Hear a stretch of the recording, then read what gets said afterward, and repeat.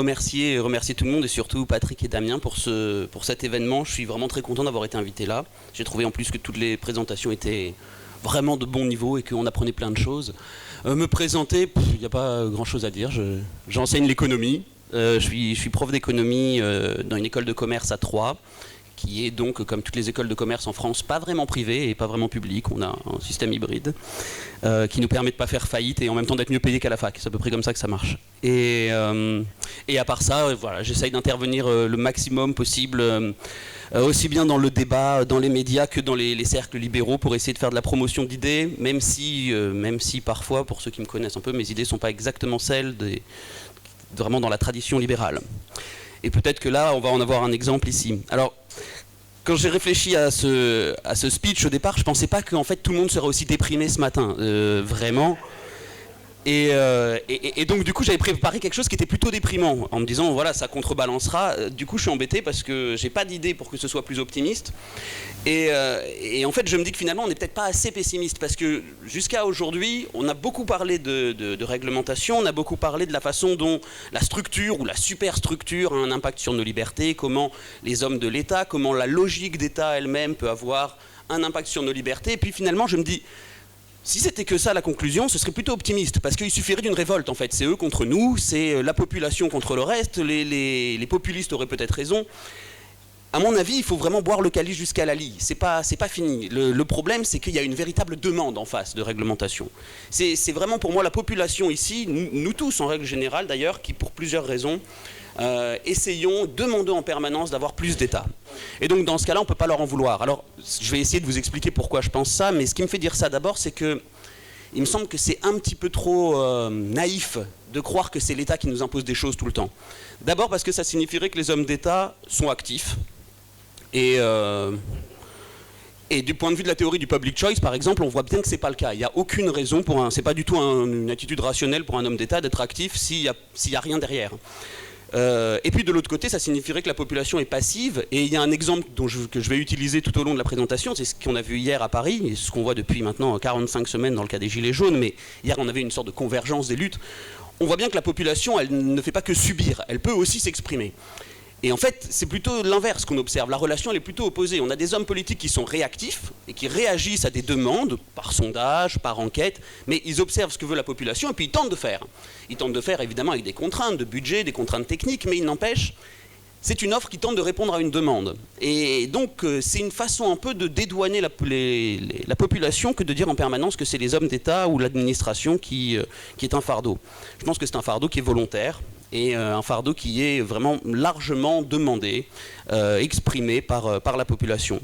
Donc je pense qu'il y a un désir d'interventionnisme, il y a un véritable désir d'être pris en main, d'être déresponsabilisé, d'être accompagné, et même, vous allez voir, peut-être de donner un sens aux choses, là où on ne peut pas en donner un individuellement.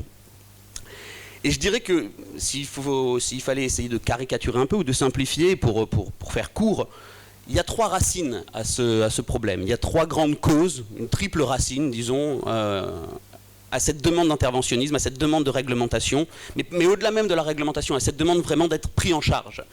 Je pense qu'il y a une racine qui est macroéconomique ou sociologique, qui est celle que je dirais en surface, qui est conjoncturelle. Il y en a une autre qui est plutôt philosophique et qui là explique à mon avis pourquoi on a une montée des réactionnaires. Et puis il y en a une que je qualifierais de psychologique ou psychanalytique. Et donc je vais essayer de vous développer ces trois idées, ces trois hypothèses.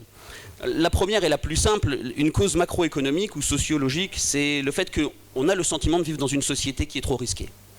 Une société qui est risquée pour plein de raisons, mais qui sont objectivement observables, même si parfois le risque il est contrebalancé par autre chose, et donc on pourrait tolérer ça. Mais je vais vous expliquer pourquoi on ne peut pas le tolérer. Alors pourquoi déjà c'est risqué? Parce qu'on vit dans des économies qui sont interdépendantes, et ça c'est un fait.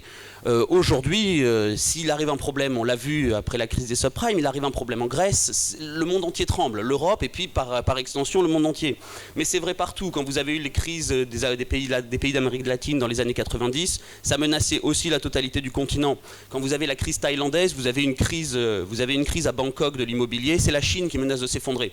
On a ici un effet, on peut appeler effet domino, effet papillon, mais bon, c'est lié aux interdépendances des économies. On a un grand marché financier mondial, on a des économies avec des flux d'échanges qui sont très importants, et donc plus on a ici un marché qui est intense, un marché avec des flux très forts entre les différentes régions, différentes localités, et plus évidemment ce qui se passe dans un autre pays a un impact sur moi. Et donc ici, il y a le sentiment de vivre dans une société qui est risquée parce qu'on ne maîtrise pas ce qui se passe. Ce que font, les bêtises que peuvent faire les Américains avec leur marché immobilier, je ne le maîtrise pas. Ce qui peut se passer en Chine, déjà je ne sais pas comment ça se passe très souvent, mais en plus de ça, je ne sais pas quel va être l'impact direct sur moi. Et puis ici, cette interdépendance économique, plus vous creusez et plus vous dites, oula, c'est risqué, hein, parce que nos découverts, ils sont financés par les Chinois. Vous savez que les Chinois, une fois qu'ils seront à court de monnaie ou à court d'épargne et qu'ils doivent financer leur retraite, ils vont arrêter de nous prêter de l'argent, donc il va falloir qu'on trouve de l'argent ailleurs. Et en fait, c'est vrai dans tous les domaines. Dès que vous regardez et que vous commencez à tirer le fil, vous dites, bon, on est vraiment pieds et poings liés, quoi. Et pieds et poings liés avec l'impression qu'il n'y a personne qui dirige.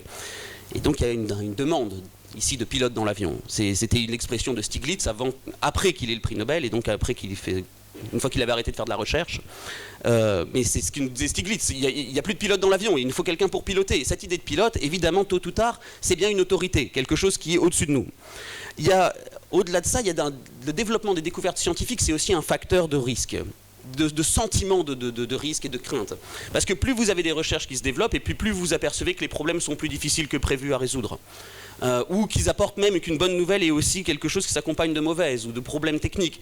On vous dit on va réussir à on sait aujourd'hui comment à peu près soigner 50% des cancers. On sait comment faire, on sait quelle protéine, c'est la P53, qui est une protéine qui est responsable ici, une mauvaise mutation qui est responsable des cancers. On a des idées techniques en se disant, voilà, on va avoir des senseurs, on capture votre haleine, on arrive à analyser chimiquement ce qui se passe, on peut prévoir. Oui, mais alors attendez, si vous pouvez prévoir ça, dans ce cas-là, il va falloir être capable de les soigner. Or, entre prévoir et soigner, il y a une vraie différence financière, ça coûte cher. Où est-ce qu'on trouve l'argent? Donc vous entrez en insécurité parce que vous avez une bonne nouvelle. De la même manière, toujours sur ces cancers, ça devient du coup intolérable de ne pas pouvoir être soigné. Et donc du coup, tout ce qui est vécu comme quelque chose où avant quelqu'un tombait dans la rue, on se disait bon bah il est mort. Aujourd'hui, on sait pourquoi, et on se dit si on sait pourquoi, il va bien falloir résoudre le problème.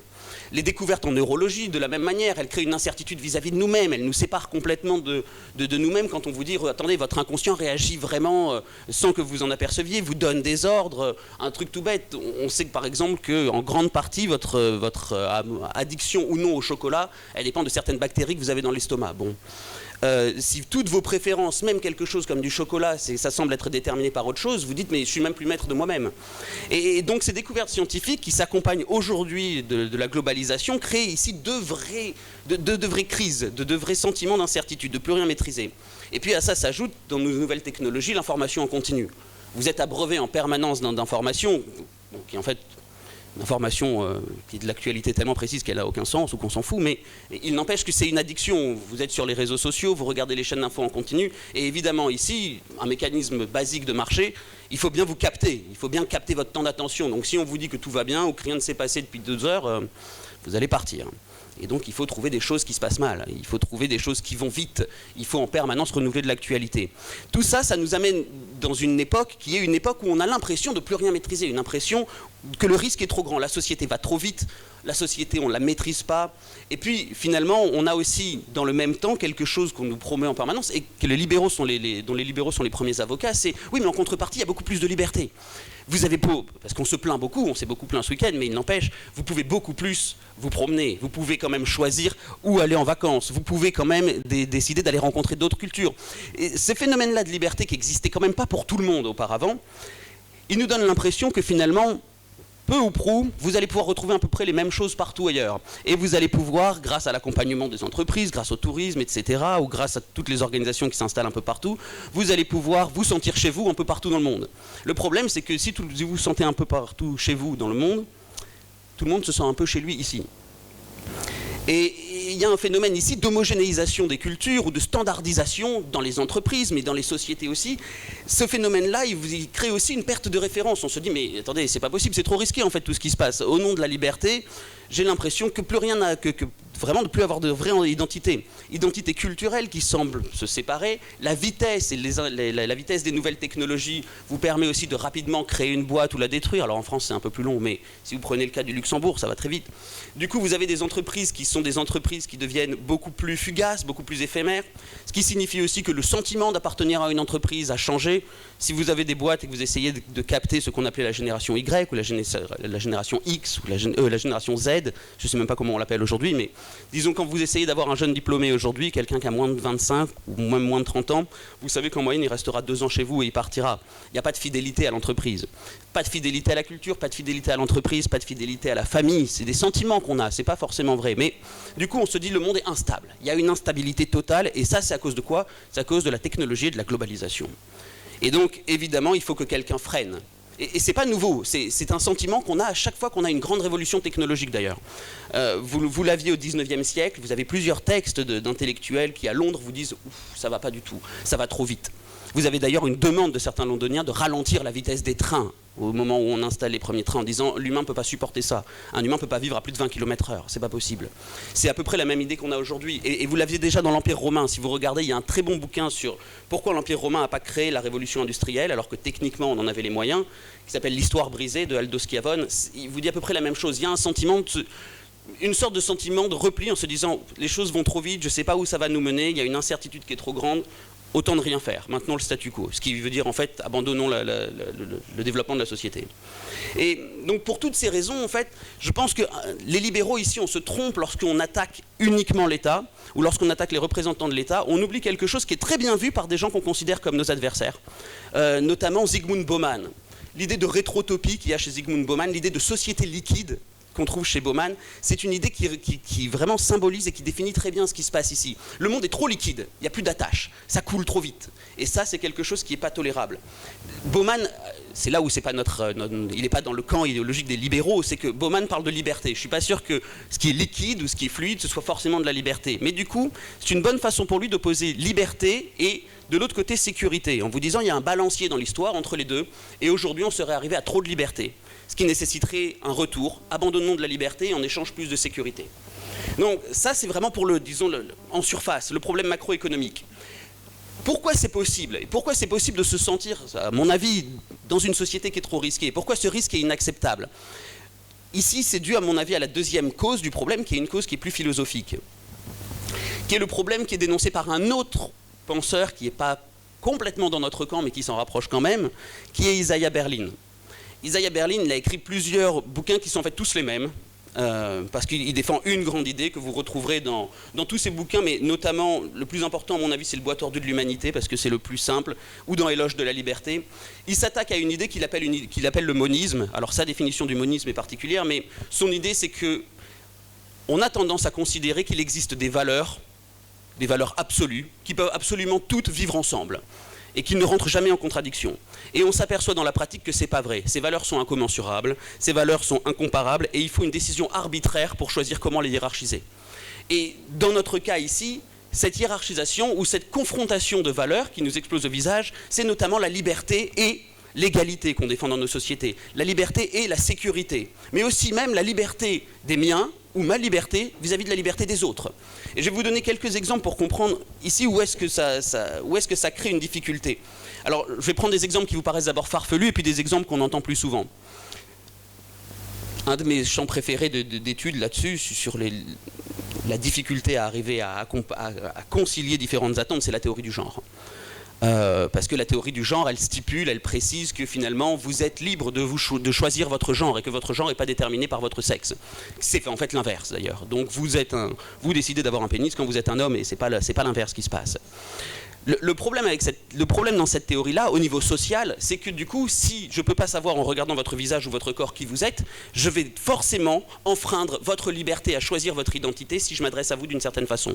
Si bien que la seule façon d'avoir un rapport pacifié, c'est qu'en permanence vous ayez sur vous une étiquette qui dit « Attention, je ne suis pas un homme, attention, je suis fluide, attention, je suis transgenre, attention, je suis non-binaire », de sorte que je puisse moi le comprendre. Mais évidemment, tout le monde comprend l'illusion ici. Vous n'êtes forcément pas ce que vous êtes s'il faut que vous me le disiez avant.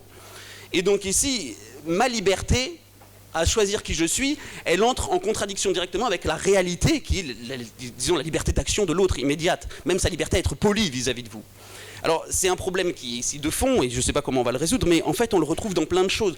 La confrontation entre liberté et égalité, elle est évidente. On l'a au quotidien, on se dit, voilà, on a différents pays qui trouvent différentes solutions, mais évidemment, est-ce que vous voulez est-ce que quand vous poussez jusqu'au maximum, jusqu'à l'extrême, la liberté de tous, est-ce que vous enfreignez l'égalité ? Oui, bien sûr, à certains niveaux. D'ailleurs, on se retrouve avec les débats qu'on a dans le transhumanisme. Si on n'a pas la même intelligence, mieux encore, si on n'a pas la même beauté. C'est ce qu'on voit très bien dans les entretiens d'embauche. Si vous n'êtes pas beau, quand vous êtes un homme, vous avez moins de chances de réussir. Si vous n'êtes pas belle, quand vous êtes une femme, avant de l'entretien d'embauche, vous avez plus de chances d'être rencontré et d'être interviewé par la DRH. Donc la beauté ne joue pas toujours dans le même sens, mais elle joue toujours. Pourquoi ? Parce que très souvent, les RH sont des femmes et qu'elles ne veulent pas qu'il y ait quelqu'un de trop beau qui va créer un problème dans l'entreprise. Mais ce sont des... Non, mais ça, alors c'est pas du tout, c'est vraiment des enquêtes, c'est vraiment des études scientifiques publiées qu'on a là-dessus. Hein. Mais donc vous avez forcément ici quelque chose où on vous dit, voilà, la liberté, l'égalité, ce sont des choses qui, d'une certaine façon, vont forcément entrer en conflit. Mais vous avez aussi des façons différentes de comprendre la liberté. Et c'est très difficile ici de se dire, attendez, mais ma définition de la liberté, elle n'est pas exactement la même que vous, et donc il vaut mieux la hiérarchiser en ma faveur. Un exemple que vous avez, moi quand j'enseigne dans l'Aube, autrefois il y avait un grand secteur de textile dans l'Aube, et quand vous allez voir les gens qui travaillent dans le textile, ils vous disent mais le problème de la mondialisation, c'est pas tant que je sois au chômage, c'est qu'en fait c'est une destruction de ma liberté. Je suis plus libre de fabriquer des t-shirts moi, à cause des Chinois, parce que les Chinois ils les fabriquent à un prix qui est plus faible. Et donc la liberté des Chinois de s'enrichir, la liberté des Chinois d'entreprendre, c'est en fait une infraction à ma liberté de choisir mon métier. Évidemment, nous aussi, en tant que libéraux, on comprend bien ici qu'il y a un problème. On comprend bien qu'il y a une liberté et un fantasme de l'autre côté. Mais il n'empêche que cette idée d'une liberté d'agir qui se confronte à une liberté de non-interférence, de non-action, de protection, ici, elles peuvent entrer en conflit. Et donc, en fait, au quotidien, on s'aperçoit qu'on a des valeurs qui sont des valeurs qui rentrent en contradiction. Au lieu d'accepter que le monde est tel qu'il est, et que c'est un peu ici la conclusion d'Isaiah Berlin dans ses bouquins, au lieu d'accepter qu'il va falloir choisir ensemble, de façon consensuelle, lorsque deux valeurs entrent en contradiction, laquelle je mets en haut, on se dit, ben non, si ça ne marche pas, c'est que la réalité est défaillante. C'est que c'est la réalité qui se trompe, parce que ces valeurs, elles doivent fonctionner ensemble. Donc si la réalité se trompe au niveau individuel, alors il va bien falloir chercher à un niveau qui est au-delà, des gens capables d'harmoniser ça. Et il y a quelque chose ici qui est pervers, mais en même temps très intelligent, c'est que vous dites, ok, puisque moi, personnellement, dans ma vie de tous les jours, je m'aperçois qu'il y a des défaillances, que ces valeurs ne peuvent pas fonctionner entre elles. Je donne la responsabilité à l'État de le faire. Parce que je pense qu'à un niveau plus global, ça va marcher. Et si ça ne marche pas, ce ne sera pas de ma faute en plus. Ce sera l'État. Et donc je pourrais lui en tenir rigueur, je pourrais lui demander des comptes, parce que maintenant, j'ai accepté d'abandonner cette capacité de décider moi-même à une institution qui est supra-individuelle et qui, elle, est en charge de pouvoir le faire. Donc il y a ici vraiment la volonté, une déresponsabilisation qui est volontaire. Abandonner une partie de la liberté à un État, abandonner une partie de ma frustration à ne pas pouvoir à ne voir que les choses ne fonctionnent pas comme je les attends, à quelque chose que j'ai décidé qui sera capable de le faire. Et donc ça m'amène à mon troisième point. Pourquoi c'est l'État dans ce cas-là? Parce que ça pourrait être plein de choses, et ça a été plein de choses dans l'histoire. Il y a eu d'autres façons de régler ce problème. Des conflits de valeurs, vous pouviez aussi considérer qu'ils arrivent ici parce que le monde matériel est défaillant, mais que dans l'autre monde, ça se passera mieux. Vous pouviez considérer aussi que il vous suffisait de vous reconformer à quelque chose qui était un ordre naturel et que certains, le chaman, l'animiste, pouvaient voir. Mais donc vous avez eu des ordres qui étaient des ordres religieux dans lesquels c'était pas à l'État de gérer ça. Vous pourriez avoir un ordre qui est un ordre marchand où vous dites à la limite on pourrait avoir un chamanisme de marché en se disant le marché nous permettra d'observer ça et donc décentralisons tout ça, voyons voir où ça nous mènera. Pourquoi on a demandé un État? Pourquoi un État? Je pense que ici c'est vraiment lié au troisième problème qui est un problème qui est psychanalytique. Et il me faut ici m'appuyer sur un troisième auteur qui n'est pas dans notre camp non plus, qui est Marcel Gauchet. On a un problème ici, à mon avis, là où Marcel Gauchet, pourtant Dieu sait que je ne suis pas d'accord avec tout ce qu'il raconte, mais même si je vais vous dire ensuite ce que j'en pense. Mais chez Marcel Gauchet, il y a cette idée de désenchantement du monde. Ce qu'il appelle le désenchantement du monde, c'est cette sortie très lente de la religion. Et ce qu'il appelle une sortie du religieux ou de la religion, c'est cette sortie de la transcendance. C'est cette sortie de ce qu'il appelle l'hétéronomie. Le fait de considérer pendant très longtemps qu'il y avait un ordre, qu'il y avait une loi qui venait d'ailleurs, hétéronomos, qui venait de l'extérieur de nous et qui s'imposait à nous. Un ordre religieux parce que ça venait du divin, ça venait de la nature, ça venait de quelque chose qui n'était pas nous. Et puis, lentement, notamment selon Gaucher grâce au christianisme, on en arrive à des sociétés qui sont fondées sur la raison et sur une idée très claire qui est un principe d'autonomie. Nous décidons ensemble des règles auxquelles nous allons nous soumettre. Le problème avec cette façon de voir, qui est une façon qui donne naissance au rationalisme, qui donne naissance à l'individualisme, qui donne naissance à la pensée des Lumières dans son ensemble, le problème c'est qu'elle s'accompagne mécaniquement d'une frustration. Une frustration qui est très forte, qui est de dire, si tel est le cas, alors il n'existe pas vraiment d'ordre transcendant qui permette de gérer les choses. C'est-à-dire qu'il y a une perte d'un sens absolu. Une perte de sens collectif auquel on se soumettrait tous parce que de toute façon c'est comme ça. On a tous accepté politiquement que c'était ça. À partir du moment où vous posez même la question, à partir du moment où vous demandez est-ce que c'est vraiment un sens auquel on se soumet volontairement, ça veut dire que c'est foutu. Vous êtes sorti de la religion. Et donc il faut retrouver autre chose qui donne un sens à vivre ensemble, au vivre ensemble. Un bon exemple, si vous êtes sceptique là-dessus, un bon exemple, quelque chose qui va dans mon sens, c'est le succès des bouquins de Yuval Harari. Il ne dit pas autre chose. Yuval Harari fait des livres d'histoire, Homo Deus et Sapiens auparavant, une histoire de l'humanité. Donc il vous explique 200 000 ans d'histoire en 300 ou 400 pages ou 600 pages. Il est beaucoup contredit, beaucoup décrié par beaucoup d'historiens. Mais il n'empêche, le succès du livre, il tient au fait que sa thèse, c'est une thèse qui est rassurante. Il vous dit, l'histoire, ça n'est que la quête d'un sens collectif. Et donc comment on crée des récits, des mythes collectifs tous ensemble, auxquels on va accepter de se soumettre et dans lesquels nos actions ensemble vont être coordonnées parce qu'on accepte ça. On accepte de créer des fictions tous ensemble. Et c'est bien ça. C'est un peu la même idée qu'on a chez Gaucher ici. Il y a un besoin de fiction. Ce désenchantement du monde, il est désenchanté parce que finalement, on voit que les choses sont telles qu'elles sont et que c'est à nous de choisir. Et ça, c'est quelque chose qui est difficile à accepter et qui peut être du coup, qui peut créer une véritable rancœur vis-à-vis du monde ou vis-à-vis de l'organisation et de la société. Vous le voyez aussi avec le développement de tous les livres sur le développement personnel ou sur le coaching. Quel est le sens de ma vie? Quel est le sens de mon moi profond? À quoi ça sert de bosser? Pourquoi travailler puisque demain ce sera la fin du monde? C'est un peu ce qu'on a eu hier avec les Gilets jaunes. Vous avez ici, enfin avec les Gilets jaunes et le conflit sur le climat, la grève sur le climat, vous avez ici toujours cette idée qui est la quête particulière d'un sens. Sauf que dans une société où vous n'avez plus de religion, il faut bien que quelqu'un soit le garant de ce sens. Et le garant de ce sens, dans nos sociétés modernes, il peut difficilement être autre chose que ce qui s'est toujours imposé lui-même comme un symbole, comme quelque chose qui était transcendant, comme quelque chose qui était le garant d'un ordre collectif, c'est-à-dire l'État. Pour plusieurs raisons. D'abord, parce que quand vous avez un besoin, quand votre frustration elle vient du sentiment que le monde est risqué, vous avez ici quelqu'un qui s'est toujours présenté comme l'assureur en dernier ressort de tout. Et vous avez beaucoup de libéraux qui considèrent même l'État comme simplement un système d'assurance généralisé. C'est vrai, assurance retraite, assurance maladie, assurance n'importe quel type d'accident, on vous donne une éducation. Vous avez un système qui se présente lui-même comme celui qui vous assurera contre les risques. Donc, si le monde est risqué et si votre conflit aujourd'hui, si votre frustration elle vient d'un sentiment que les choses vont trop vite, qu'il y a trop de risques, trop d'incertitudes, évidemment, cette institution elle s'est présentée comme telle.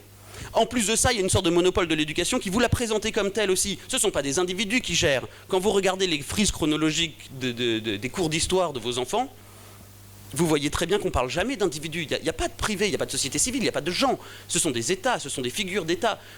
Quand vous apprenez l'histoire d'ailleurs, sauf à faire de la vraie histoire, ou vous décidez de plus faire de l'histoire politique, mais on vous dit, voilà, apprenez telle et telle date. Ça, c'est la date de naissance de Louis XIII, ça, c'est Louis XIV, ça, c'est Louis XV, ça, c'est Napoléon. Mais il n'y a jamais de gens. Les gens, ils ne sont pas là. Et donc, évidemment, vous n'allez pas vous en remettre, votre première réaction n'est pas comment on fait ensemble pour s'en sortir. Non, forcément, l'image du père ici, c'est encore une fois le décideur. Et donc, puisque c'est la dernière image qui représente quelque chose qui redonne du sens et qui est en même temps quelque chose qui est une autorité, qui est capable d'apporter de la sécurité, qui est capable de répondre à tous les types de conflits possibles, c'est vers lui que je me retourne. Quitte à ce que je sois plus responsable de rien et quitte à ce que je le déteste. Et à cet égard, d'ailleurs, le sentiment de certains libertariens, c'est bien une preuve d'ailleurs que l'État est vu comme un père. Vous ne pouvez pas avoir une haine aussi aveugle envers l'État en disant en permanence que tout est de la faute de l'État, même quand c'est pas vrai, si en fait votre relation elle n'est pas quasiment freudienne ou oedipienne avec l'État. Il y a un moment où il faut donc du coup le regarder comme il est. C'est quelque chose auquel on a donné une valeur psychanalytique pour plein de raisons historiques, pour plein de raisons qui touchent aujourd'hui à la conjoncture, à ce que j'ai essayé de vous expliquer avant. Mais du coup, vous avez donné à l'État un pouvoir qui est très spécial. Et deux exemples là-dessus avant de passer à la conclusion, ou avant de passer au vrai problème qui devrait nous rendre pessimistes. Quand vous regardiez hier, le slogan qui a le mieux marché, c'était « Fin du monde, fin du mois, même coupable, même combat ». Là, quand je vous parlais de conflit de valeurs ou d'un problème de monisme, et en même temps de cette image du père, on y est vraiment. Fin du monde, ça sous-entend consommer moins, changer de mode de consommation, changer de système et même décroissance. Fin du mois, ça signifie je veux plus de revenus, donc plus de consommation, donc plus d'activité. Pourtant, c'est le même combat, et c'est le même coupable, c'est l'État. Puisqu'on va tabasser ou on va éclater des banques, on va éclater des entreprises, mais en fait c'est à l'État qu'on demande de gérer ça. Ce qui est très drôle, vous avez donc Macron qu'on considère comme trop jeune, qui est élu depuis 2 ans, mais c'est de sa faute si on n'est pas capable d'en même temps consommer plus et consommer moins pour résoudre 2 problèmes qui sont opposés, sauf à accepter la technologie. Qu'on ne veut pas non plus parce que c'est un symbole du capitalisme. Donc là, ici, vous avez une contradiction, mais c'est pas grave. Vous avez le droit à toute l'irrationalité possible si c'est à l'État de le gérer, parce que lui, il peut le faire. Parce que lui, du coup, on le considère comme tout puissant. Si vous remontez à peine plus loin aux dernières élections présidentielles, les hommes politiques avaient parfaitement compris ça. Je ne sais pas si vous avez fait attention à ça, mais dans les débats, vous aviez d'abord Hamon qui vous disait « c'est de la mystique, la politique. Donc ne me posez pas des questions particulières sur comment on va gérer ça ou ça. Il faut d'abord recréer du rêve. » Okay. Emmanuel Macron, il vous disait « c'est une rencontre. » On croirait Saint-Paul sur le chemin de Damas, Saint-Jean, on ne sait pas, c'est une rencontre, ok, bon. Et vous aviez Mélenchon qui distribuait des tracts où il y avait écrit « Qu'est-ce que Mélenchon peut changer dans ma vie ?» C'est ça. Vous avez des hommes politiques qui ont bien compris que ce qui nous séduit, c'est d'abord et avant tout qu'ils aient une image qui est divine, prophétique, quelque chose qui a un pouvoir énorme. Comment vous voulez que Mélenchon change quelque chose dans ma vie? Rien du tout, quoi. Pourquoi ce serait une mystique, la politique? Je ne veux pas que ce soit une mystique, on veut que ce soit bien géré. Donc on est à l'opposé du mystique, mais c'est pas grave, c'est ça qui compte. Et donc, qu'est-ce que ça implique aujourd'hui? Ça implique d'abord que vous ne pouvez pas attaquer ce système, vous pouvez pas, on peut difficilement se dire qu'on fera passer nos idées si on s'intéresse avant tout à l'efficacité. Ça ne marchera pas. Si vous expliquez que l'État est inefficace, vous pouvez le répéter en long et en large et en travers, mais c'est pas grave, parce que en fait, c'est à l'image du père que vous attaquez. On s'en fiche qu'il soit faillible, d'ailleurs on le déteste aussi pour ça. Mais du coup, on le sait déjà. Si vous apprenez à quelqu'un quelque chose qu'il sait déjà et que vous étonnez qu'il ne réagisse pas, c'est parce qu'en fait, il ne veut pas le savoir. De la même manière, vous ne pouvez pas vous intéresser à l'inefficacité économique. Parler d'économie pour expliquer que l'État est mal géré, oui, à condition, derrière, d'être capable de déconstruire l'image qu'on a de l'État ou de lui substituer une autre image. Parce que ce qui semble être le problème ici, c'est qu'on a besoin d'avoir un sens collectif. Et donc il faut bien amener un récit autre que celui qui existe.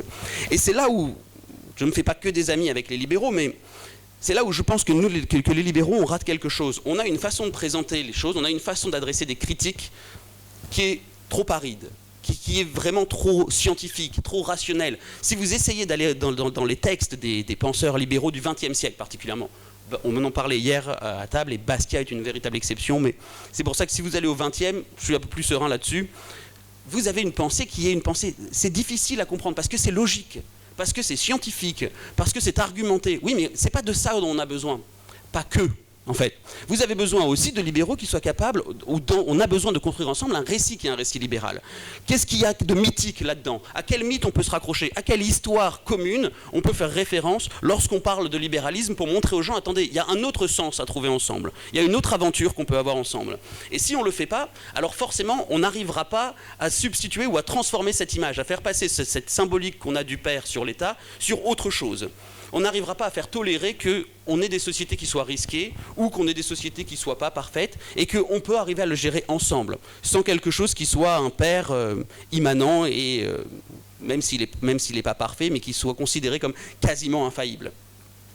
Et pourquoi le temps presse, et c'est là où je serais peut-être plus pessimiste, c'est parce que le paradoxe aujourd'hui, c'est qu'on n'a pas arrêté de se plaindre de l'État pendant tout le week-end, et les libéraux ont fait souvent ça. Mais en fait, quand vous vous plaignez de l'État aujourd'hui, ou vous plaignez du fait qu'on a de moins en moins de liberté aujourd'hui, à d'autres gens, des gens qui ne sont pas libéraux, c'est l'inverse qu'ils voient. Ce qu'ils voient, c'est un État qui est de plus en plus faible. Ils voient un État qui a de moins en moins de marge de manœuvre. Et paradoxalement, ils ont assez raison. La souveraineté géographique des États, elle est plus faible qu'auparavant. Regardez la crise des migrants. La crise des migrants, alors on peut considérer d'une façon que c'est un complotisme, ou vous pouvez accuser George Soros, mais si vous regardez sinon autrement, évidemment, vous ouvrez les frontières pour les biens et les services, c'est plus facile pour les gens aussi de circuler.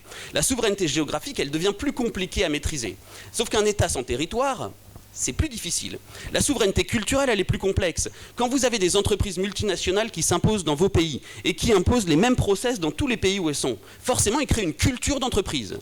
Et cette culture d'entreprise, elle implique aussi que les relations entre les gens, elles vont être standardisées selon le modèle de l'entreprise. Et là, vous avez une culture nationale qui se confronte à la culture d'autres pays ou d'autres entreprises. La culture de la Silicon Valley contre la culture de Florence. Vous avez des cas de procès d'ailleurs qui sont assez éloquents là-dessus. À Florence, McDonald's contre la mairie de Florence parce que McDonald's voulait avoir un magasin, un de ses fast-food sur la place du Dôme. Et évidemment, les Florentins n'étaient pas d'accord, la mairie n'était pas d'accord. Et c'était au nom de la protection de la culture qu'ils ont réussi à gagner. Ce qui est marrant, c'est que le même procès a eu lieu à Rome, enfin au Vatican, et à Vatican City, par contre, vous avez un McDo maintenant juste à côté de Saint-Pierre de Rome. Donc vous ne gagnez pas à chaque fois. Mais il n'y a même pas de raison, ici j'ai même pas de jugement de valeur, j'en sais rien. En revanche, il est vrai que du coup culturellement, vous vous sentez, parce que le monde s'est davantage ouvert, on peut se sentir davantage en insécurité culturelle ou identitaire. Sauf que comme c'est l'État qu'on considère être le garant de ça, alors l'État s'affaiblit. Et puis, souveraineté économique, c'est clair. Il n'y a plus de souveraineté économique. Vous ne pouvez pas mener une politique de relance tout seul. C'est pour ça que vous ne pouvez pas avoir de politique keynésienne aujourd'hui. Il faut des frontières qui soient fermées pour pouvoir avoir une politique économique qui soit efficace. Donc s'il n'y a pas de politique économique efficace, vous avez un État qui en fait est nu. Il ne peut pas maîtriser ses frontières, il ne maîtrise pas son économie, il ne maîtrise pas son financement et il ne maîtrise pas non plus sa culture ou son identité. L'État est plus faible. Moi, ça me va, je suis plutôt content. C'est pour ça qu'en règle générale, je serais plutôt optimiste. Sauf si la majorité de la population me dit « alors parce que l'État est faible, il faut lui redonner du pouvoir ». Parce que je ne veux pas que le père meure, je ne veux pas que la dernière image, que le dernier sens collectif qui nous reste, il s'effondre. Et c'est là que vous avez des réactions qui sont très violentes. Selon moi, c'est ça qui explique aujourd'hui le retour au nationalisme. Parce que je suis prêt à tout pour protéger la dernière chose qui donne un sens à ma vie. Si c'est l'État, en tant que tel, qui donne un sens à la collectivité, alors je veux le protéger. Pourquoi vous avez un retour du protectionnisme? Vous pouvez expliquer pendant des heures pourquoi le protectionnisme ne marche pas. Ou pendant 5 minutes parce que ça suffit. Mais tout le monde s'en fiche. On s'en fiche. Ce que je veux, c'est le symbole. Je veux que l'État soit capable de fermer les frontières. Quitte à ce que je paye plus cher et que je lui en veuille plus tard, mais au moins, ce sera entre nous. C'est moi vis-à-vis du père, et on réglera ça ensemble. Mais donc, du coup, le vrai problème ici, c'est que comme vous avez un État qui s'affaiblit, vous avez la volonté de presque toute la population, tous ceux qui accordent ce pouvoir particulier à l'État, qui est de le protéger, de tout faire pour le protéger. Et c'est comme ça que vous vous retrouvez avec quelque chose qui est, contrairement à ce qu'on pensait, pas la fin de l'histoire du tout. Parce qu'on a beau avoir trouvé le bon système, une démocratie libérale, que nous on ne trouve pas suffisamment libérale, mais qui semblait aller dans ce sens-là, et puis vous avez un mouvement de balancier. À un moment, non, il manque du sens, il manque un sens collectif, donc je redonne du pouvoir à l'État. Et quitte à ce qu'on se tape dessus, c'est pas grave. Mais au moins, c'est mon père contre le tien, et on gérera ça plus tard. Et donc, pour conclure là-dessus, encore une fois, le seul moyen, à mon avis, d'éviter ça, c'est de retrouver du sens, de recréer du mythe collectif, de redonner ici quelque chose qui est presque une poétique du libéralisme et qui semble nous manquer. Qui nous manque quand on parle, parce qu'on a tendance à trop se focaliser sur l'économie, ce qui est, à mon avis, ici un bon combat que vous avez dans ces week-ends, c'est de ne pas se focaliser que là-dessus. Mais au-delà de ça, qui est même dans la création d'un récit. Regardez aujourd'hui pourquoi les livres d'histoire marchent tant, parce que tout le monde cherche ici un sens commun, une racine. Qu'est-ce qu'il y a comme racine presque métaphysique? Pourquoi tout le monde s'intéresse aujourd'hui à la Grèce antique ou à la mythologie? Pourquoi les bouquins qui traitent de ce genre de choses fonctionnent? Parce que vous avez une attente ici d'aller chercher un ailleurs, quelque chose qui est métaphysique ou quelque chose qui est au-delà même de notre histoire récente et qui me permette de comprendre d'où je viens, qui je suis. Et donc je pense que vous avez ici la place. Il y a quelque chose qui est, je cherche en dehors de l'État un sens. Qu'est-ce qu'on est ensemble en dehors de l'État? Et je pense que c'est là-dedans qu'il faut nous-mêmes s'immiscer, nous-mêmes s'introduire pour essayer de développer une pensée libérale qui soit une pensée libérale plus poétique, plus littéraire. En d'autres termes, s'il y avait un dernier auteur auquel je ferais référence, qui n'est pas du tout dans notre camp pour le coup, mais c'est qu'il nous faudrait faire de la pensée libérale ou de la promotion des idées libérales comme Bachelard faisait sa méthodologie. Ça paraît être n'importe quoi, mais il n'empêche que quand vous dites à des gens j'analyse la méthodologie des éléments, je mange du feu, les gens comprennent davantage que quand vous leur dites, que quand vous leur parlez de la théorie des prix, par exemple. Donc il va falloir arriver à trouver un moyen de davantage les convaincre en allant jouer sur une pensée libérale qui est la forme d'une pensée qui est une pensée plus poético-socialiste, humaniste ou rêveuse. Merci.